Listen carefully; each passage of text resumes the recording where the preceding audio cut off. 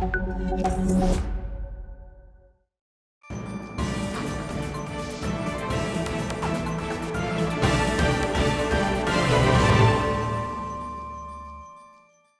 and welcome. I'm Asavri Jindal and you're watching America 360 on NewsX World. Let's take a look at the top headlines of this hour.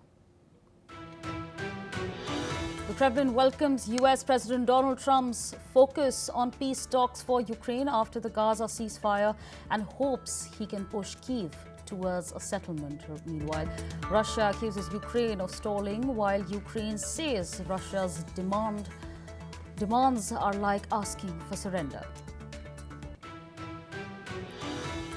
Two Trump cabinet members say Democrats are prolonging the government shutdown to coincide with No Kings protest on October 18th. But protesters deny the claims and promise to organize peaceful rallies. New U.S. tariffs on timber and furniture has now taken effect with rates as high up to 30 to 50%. The White House says it protects industries, but experts warn of higher costs for house buyers. Experts also claim that Canada and others will feel the impact. The United Nations condemned a Russian drone attack on its aid convoy in Kherson, Ukraine, calling the attack potentially a war crime. UN officials emphasize that aid workers are protected by international law and must never be targeted. EU Foreign Policy Chief Kaja Kallas has announced that European Union will allocate 10 million to help establish a special tribunal to prosecute Russia's crime of aggression. She also pledged an additional 6 million to Ukrainian children deported by Russia and survivors of sexual violence. The US and China have rolled out special port fees on shipping firms registered in either countries as the trade war between the world's two largest economies expands. The USA first announced this fee earlier this year, and China has levied reciprocal fees for US-linked ships in its ports, with both set to activate today. Torrential rains that lashed Mexico last week have killed at least 64 people and 65 more are missing after a tropical depression triggered landslides and flooding in parts of the Gulf Coast and central states. Iranian Foreign Ministry spokesperson Ismail Beghei has said that the recent claim by France, Germany and Britain about their determination to reinitiate nuclear negotiations with Iran lacks goodwill and sincerity.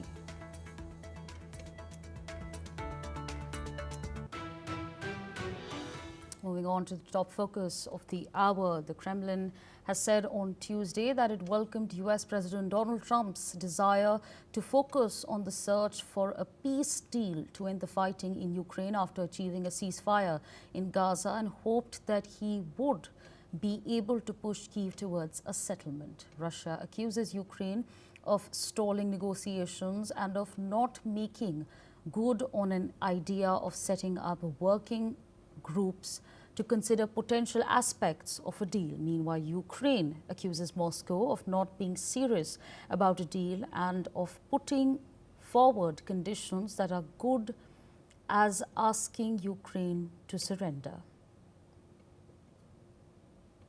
With us on the broadcast is Professor Vasilin Popovsky, Professor and Vice Dean, Jindal Global Law School, with us from New Delhi. Thank you for your time on NewsX World. I'd like to understand from you, Kremlin welcoming Trump's peace focus. What exactly do you make of it? Well, Kremlin is trying to achieve with Donald Trump what they cannot achieve by any other means, by military means. They are basically stuck in the war. They are losing soldiers every day. They don't advance anywhere. So they are using Trump as a leverage to get what they cannot get with their military in Ukraine. And obviously this is a lost cause, causa perduta. They will not achieve anything, even less with Donald Trump, such erratic and inconsistent president.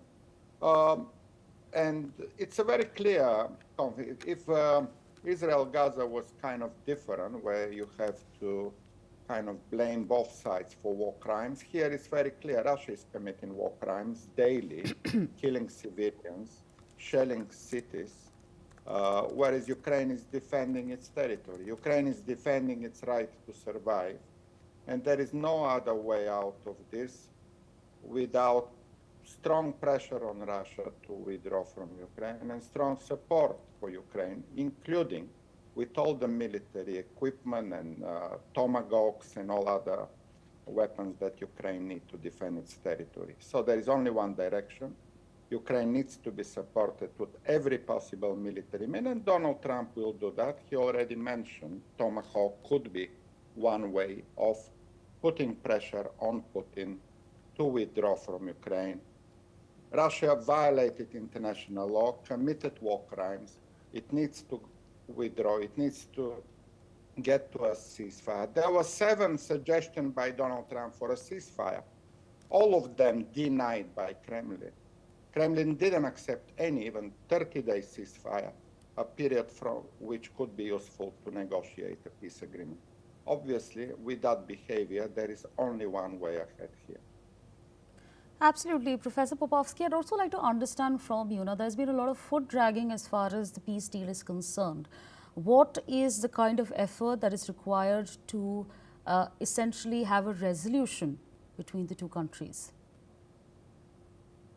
The demand is absolutely unacceptable. It demands to have even more territory from what they could occupy for 3.5 years. The Russian military do not advance anywhere. They cannot get into the entire territory of Donetsk, Kherson, Zaporozhye, Luhansk as well, to a large sense. So the advance of Russian army can be compared to a snail, the slowest animal on earth. If a snail moved on 22nd February from Bryansk, that snail would have been in Berlin today. This is the speed of Russian army, a snail, even less than that. They are not even in Pokrovsk yet. So Russia is trying to get territory that they cannot get with military. And that's absolutely unacceptable. Russia should go back home, and that's the way for a peace deal. There is nothing else to negotiate. Putin should make a phone call to the generals and say, stop the fire and withdraw the troops from the Ukrainian territory. This is the only way the international law will allow this to end. Right, absolutely. Professor Popovsky, thank you so much for your time speaking to us on NewsX World. We move on to some other big news that we have been tracking. Well, 2 cabinet members of Trump's administration have linked the ongoing government shutdown to the No Kings protest scheduled for October 18th. Treasury Secretary Scott Bessent and Transportation Secretary Sean Duffy accused Democrats of prolonging the shutdown to align with these mass rallies. Duffy suggested that these protesters are driven by paid activists and even hinted that No Kings organizers are influencing Senate Democratic leaders. The protests, which are set to take place in over 2,500 locations across US, are a part of a broader effort by activist groups to voice opposition to Trump's policies. Organizers, however, have responded, calling these accusations a distraction and stressing that their protests will remain peaceful. As the shutdown enters its 2nd week, tensions rise between Republicans and Democrats.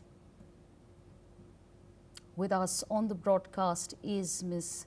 Irina Sukriman, senior journalist, joining us from New York. Thank you for your time speaking to us on NewsX World.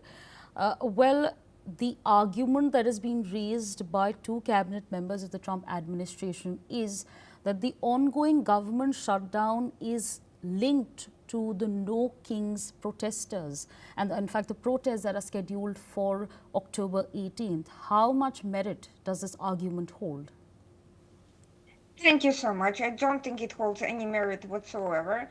And I think it's not in the Democrats' interest to prolong the shutdown as long as possible. Frankly, I think they come out looking the longer the shutdown continues, the worse it is for them politically, because they are the ones who are being largely blamed for the shutdown and for their inability to, or unwillingness rather, to negotiate over making cuts to the budget that the Republicans requested.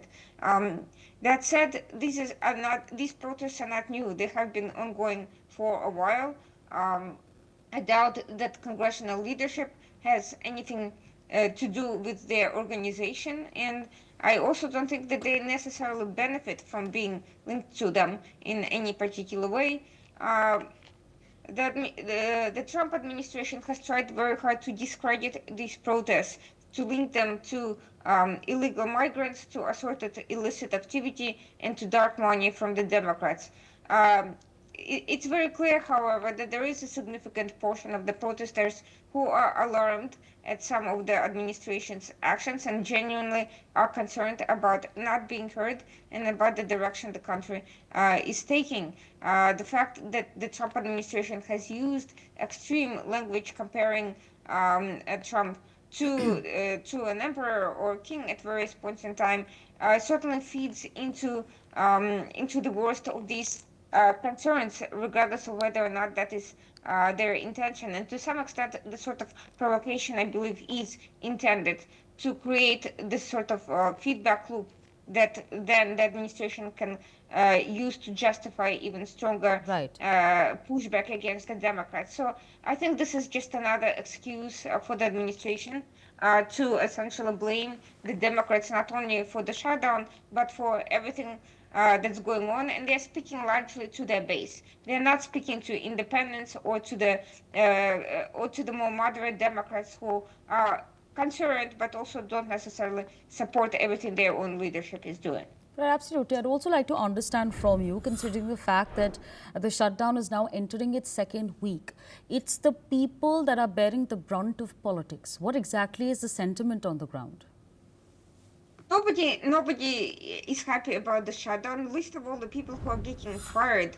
On Friday, over 4,000 federal employees were unceremoniously shown the door, and even the people who are furloughed may not end up being paid back for the time they spent off work, with the exception of the military, whom Trump specifically said that they need to be paid. By the way, it's not clear whether they have been paid or have not. Just because Trump said it doesn't in public doesn't mean that he may not have ultimately directed his administration to do otherwise behind the scenes. So the fact that it's creating additional financial tensions in the midst of an economic slowdown, in the midst of the uncertainty over and inconsistency over tariffs, that creates a major additional economic concerns in the public. They're not happy. They wish the two sides can come to some compromise, Right. but they also don't see either side as willing to budge on some of these essential issues, particularly the entitlement program, Social Security, Medicare, and so forth. Those are, on the one hand, seen as the brunt of the official spending, but on the other hand, neither side is willing to make the significant cuts that are necessary, and they also disagree about the way those cuts should be done. So I don't see the two sides coming to an agreement over that anytime soon. Absolutely. I request you to stay on with us as we shift our focus to some other big news that we're tracking. Well, new tariffs imposed by Trump administration on timber and furniture imports to the United States will officially take effect. Softwood lumber will now face duties of 10%, while some upholstered furniture and kitchen cabinets will see tariffs as high as 25%. Starting from January 1st, those rates will rise even further to 30% on furniture and 50% on kitchen cabinets. The White House argues that the tariffs are necessary to protect U.S. industries and national security. However, experts warn these duties could significantly increase construction costs, adding to the financial strain already felt by home buyers in the U.S. Canada, the largest supplier of softwood lumber to the US faces a substantial blow with an effective tariffs of 45%. Other major exporters, including Vietnam, Mexico, and China, will also be impacted, especially in the furniture sector. The Trump administration is imposing tariffs to tackle what it sees as unfair trade practices by foreign countries. With us on the broadcast is Mr. Peter Cardillo, Chief Market Economist, joining us live from New York. Thank you for your time speaking to us on NewsX World. I'd like to understand from you, with these new tariffs now coming into place as far as furniture, as far as timber is concerned, how big of an impact can it potentially have? Well, obviously, we're seeing the trade war between China and the United States heat up again. The rhetoric keeps going back and forth. Last week, we saw President Trump respond to China when China had put some restrictions on, on rare materials. He said that he was going to slap 100% tariffs, and that happened last Friday. Over the weekend, then we saw both China and the United States try to diffuse the rhetoric, and this morning we saw China put some restrictions on shipping. So it's a war of words right now, and of course 100% tariffs are likely to go in effect November the 1st, but my guess is that before that there'll be some reconciliation, and they're not going to be that high. I've said this in the past, I'm going to say it again. The trade war, in a trade war, no one wins. The United States doesn't win. Our trading partners don't win. Everyone is basically a loser somewhere along the line. And so it's a war of words. And of course, it can be worrisome for the markets. Right. And we saw that last Friday, right? Then on Monday, we saw the market react to the fact that tensions were trying to be eased. And now today, we see a market that's, again, under pressure due to the latest movement by China. But at the end, I think there will be an agreement. Could there be,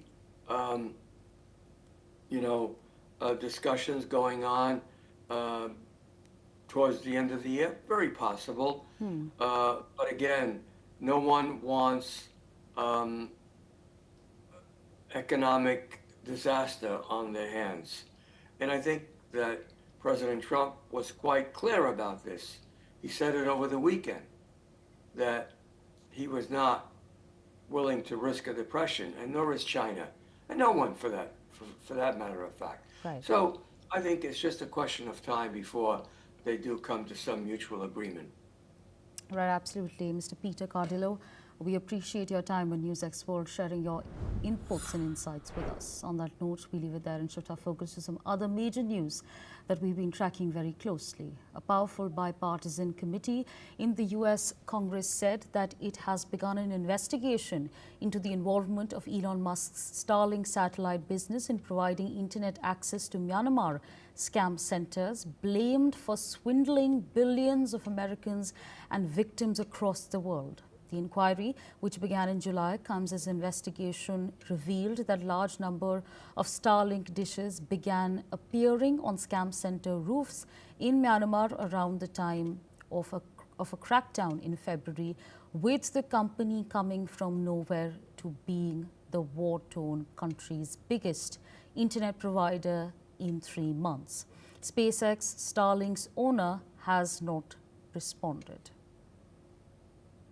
Irina continues to be with us on the broadcast, and I'd like to understand from you, yes, there is an investigation that's underway as we speak, but if this were to be true, that seems like a lot of trouble.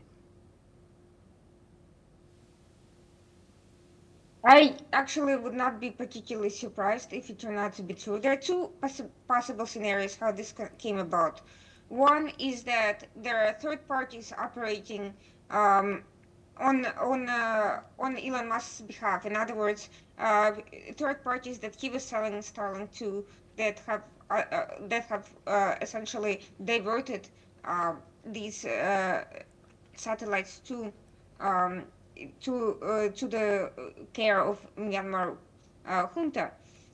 Of course, that if that is happening, it is due to negligence and failure to do due diligence on Elon Musk's behalf. But it's not as serious as if he was selling access directly. That is also a possibility, however. We have seen other accusations of Russia being able to gain access to Starlink despite Elon Musk's federal contracts that would, in theory, prohibit him from doing business with Russia and providing them with access to these communications. However, if that proved to be accurate, and so far there haven't been very significant denials that it wasn't, that would certainly put Musk's MO in line with this Myanmar development, because it would underscore that he is valuing business above all other considerations, including potentially sanctions violations, and he will do whatever brings in more money. The question is, why would he not be more careful in trying to not get in trouble, legally speaking? It is perhaps that he may have overestimated his level of protection due to the many federal contracts he has with this administration, Right. and due to his popularity as well. Absolutely. I request you to stay on with us as we address some breaking news coming our way and some breaking news coming in from Africa. Madagascar's National Assembly has voted overwhelmingly to impeach President André Rajoelina with 130 votes in favor and one blank ballot. This step is for the High Constitutional Court to validate the impeachment. Meanwhile, the elite military unit has taken control of the area around the court in the capital. In fact, joining us to take this conversation forward is Ms. Irina. Ma'am, I'd like to understand from you. Of course, we're seeing a big political shift there taking place in Madagascar. What exactly do you make of the situation? Well, it's actually one of several recent developments involving youth activists protesting corruption, economic mismanagement, and assorted economic grievances in several completely different countries around the world, and successfully ousting the incumbent governments in some cases, including what we have seen also in Nepal. Now, of course, there are other factors in play aside from youth dissatisfaction with the economy and with political grievances in some cases, as well anti-democratic and measures by preceding governments. But all of this is also amplified by social media, by foreign interests, and also by more serious rival political factions in those countries that are using the youth movements to piggyback and to achieve their own results. Absolutely. With that, I'd like to thank you for joining us on NewsX World, sharing our perspectives with us. Moving on to some other news that we're tracking. U.S. Secretary of State Marco Rubio called for the immediate release of over 700 political prisoners in Cuba as he welcomed dissident Jose Daniel Ferrer to the United States. Ferrer, a leading Cuban opposition figure, was freed from prison and arrived in Miami, where he vowed to continue fighting for democracy from exile. He described years of imprisonment marked by claims of torture, humiliation, and harsh conditions, including threats to his family. Listen in to what the Cuban opposition leader said after he arrived in the U.S. Sí, la Unión Patriótica de Cuba continuó, pero continuó solo. La Unión Patriótica de Cuba trabajando con todo el Chile, con la Fundación, con Rosa María, con el Chile, con todos los proyectos. El mensaje es breve, que los vamos a apoyar. Que no le cuarto récord, pero que hay que ocuparlo por el bienestar de Cuba, no por capricho como se de Rosa, de Rico, de uno lo que.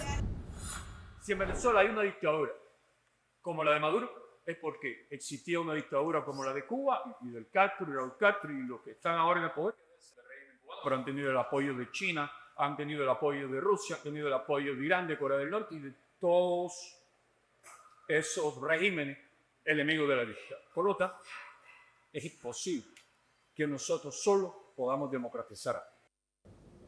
Rubio praised Ferrer's courage and urged the international community to hold the Cuban regime accountable.